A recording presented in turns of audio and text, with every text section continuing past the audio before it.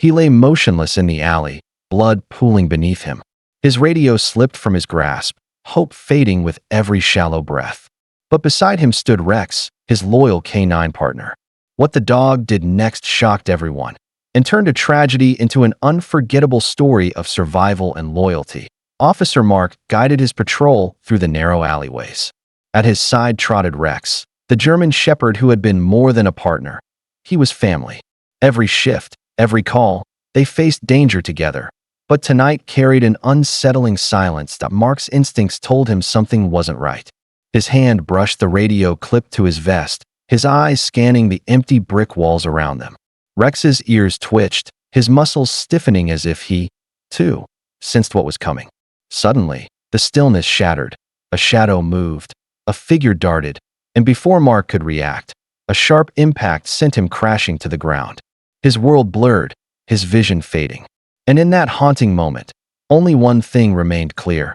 Rex stood firmly by his side. Mark's body hit the cold pavement with a dull thud, his breath knocked out of him. A searing pain spread through his chest as he tried to lift himself, but his strength slipped away like sand through his fingers.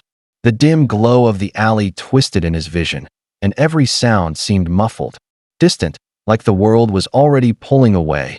His hand reached out instinctively, fingertips brushing the edge of his radio, but it slipped from his grasp and clattered uselessly to the ground. He tried again, but his arm refused to move. Panic flared in his fading mind. He couldn't call for backup, couldn't warn anyone. Beside him, Rex circled anxiously, whining, nudging at his partner's arm with his nose. The German shepherd's sharp eyes darted from Mark to the shadows, torn between comfort and defense. For the first time in years, Mark realized he was powerless. His fate rested entirely on the instincts of the dog standing guard over him. Rex lowered his head, pressing his nose to Mark's cheek, searching for any sign of movement. A faint exhale warmed his fur, but it was weak, too weak. The dog whined, pawing gently at Mark's shoulder, urging him to rise, but nothing happened. His partner, the man who had always led, was silent. For a heartbeat, Rex froze, ears flicking as he processed the situation. Years of training surged forward. He wasn't just a companion.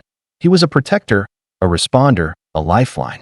The shepherd nosed closer to the radio, lying near Mark's limp hand. His sharp teeth gently gripped the device, lifting it off the ground.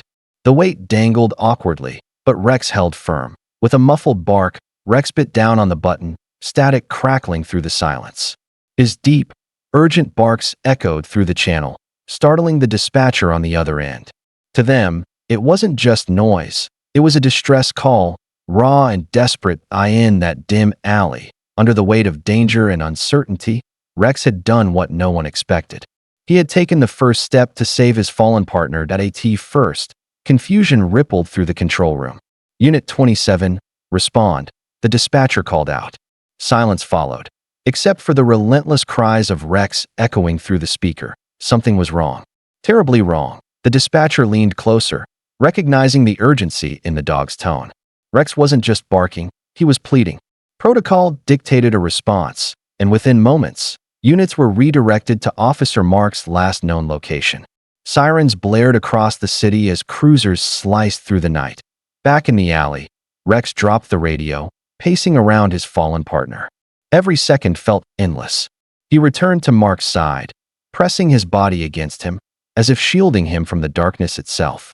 Then he lifted his head and unleashed a howl that cut through the night air, a cry not of fear, but of determination. Far away, officers heard it through their radios, the sound of loyalty refusing to break. And in that haunting call, they knew exactly where they needed to be. Help was finally on its way. His amber eyes scanned the shadows, every muscle taut like a coiled spring. Somewhere beyond the dim streetlights, footsteps echoed, slow, deliberate, the sound of someone circling back. Rex shifted his stance, positioning himself directly over Mark's body. His chest rose and fell with heavy breaths, hackles bristling as a low rumble vibrated from his throat. Whoever lurked in the dark would have to go through him first. The bottle clattered across the pavement, rolling into the light. Rex's head snapped toward the sound, teeth flashing in warning. The figure hesitated, staying just beyond reach. unsettled by the shepherd's unwavering glare. For a long, tense moment, neither moved. Then, the distant wail of sirens pierced the night, growing louder, closer. The figure melted back into the darkness, disappearing with hurried steps. Rex didn't chase. He remained planted firmly, a living shield, his loyalty stronger than fear. Beside him, Mark stirred faintly, a shallow groan escaping his lips. Rex lowered his head once more, pressing close, guarding him until help arrived. Red and blue lights splashed across the alley walls as squad cars screeched to a halt. Doors slammed, boots pounded the pavement, and voices shouted commands into the night. But what froze the officers wasn't the shadowy crime scene. It was the sight of Rex. The German shepherd stood rigid over Mark's limp body, chest heaving, eyes blazing with defiance. "Easy, boy. We're here to help," one officer murmured, stepping closer. Rex snarled at first, unwilling to yield. His heart knew only one mission: protect Mark. But then, a familiar voice cut through the chaos. "Rex, stand down." It was Sergeant Daniels, Mark's longtime colleague. The shepherd's ears twitched, and though he didn't move far, he finally allowed the medics to reach his partner. The paramedics dropped to their knees, hands moving quickly, compressing wounds, checking vitals, radioing updates. "He's critical," one muttered. "We're losing time." Rex pressed against the stretcher as they lifted Mark, refusing to leave even an inch of space. With every passing second, the urgency grew heavier.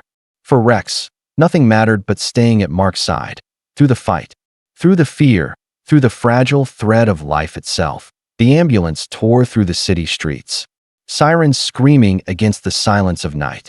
Inside, paramedics worked feverishly, their gloved hands moving with practiced speed, stabilizing wounds, monitoring vitals, fighting the clock. Mark drifted in and out of consciousness, his breath shallow, his skin pale.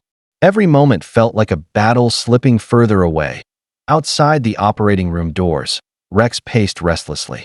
His nails clicked against the sterile hospital floor as he whined, ears straining for any sound that might reveal his partner's fate. Nurses tried to coax him to rest, but he refused. He lay at the threshold, eyes locked on the door that separated him from Mark. Hours crawled by. Finally, the doors burst open, and a doctor emerged, exhaustion etched on his face. For a long moment, his expression was unreadable. Then, with a small, weary smile, he spoke. "He made it. Against all odds. He's alive." Rex's tail thumped once, twice, an unspoken sigh of relief. Morning sunlight streamed through the hospital blinds when Mark finally opened his eyes. His chest ached, his body weak, but the first thing he saw was Rex lying at the foot of his bed, eyes heavy with exhaustion yet unwavering in loyalty. The shepherd lifted his head slowly, ears perking as if to say, "You're still here." A nurse entered quietly, smiling at the scene. "He hasn't left your side all night," she whispered. Mark reached out with trembling fingers, brushing them against Rex's fur. Emotion swelled in his throat as memories of the alley flashed back. The pain, the silence, and the dog who refused to give up. Moments later, the doctor approached. His voice carried both awe and certainty. "Officer, your dog saved your life." Mark's eyes stung with tears. He looked at Rex and whispered hoarsely, "You're not just my partner. You're my guardian angel."